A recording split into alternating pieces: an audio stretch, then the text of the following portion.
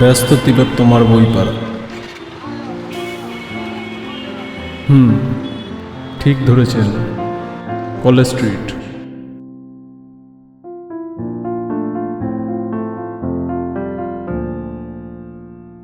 আর সেই coffee house যার পোশাকি নাম ইন্ডিয়ান কফি হাউস। কফি হাউসের টেবিলে কফির সাথে আড্ডাটা এখনো একই আছে। কখনো বিষ্ণু দে, কখনো যামিনী রায়, এই নিয়ে তর্কটা চলতো। রোদ ঝড় বৃষ্টিতে যেখানেই যে থাকুক, কাজ সেরে ঠিক এসে জুটতাম।